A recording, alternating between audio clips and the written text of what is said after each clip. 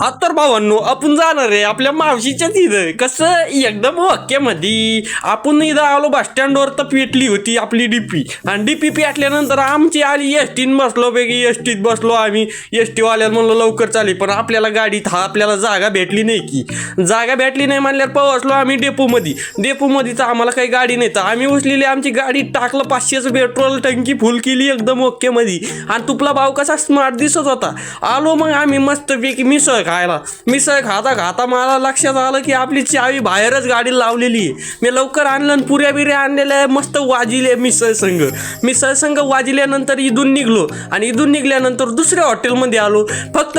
चहा पिण्यासाठी मित्रांनो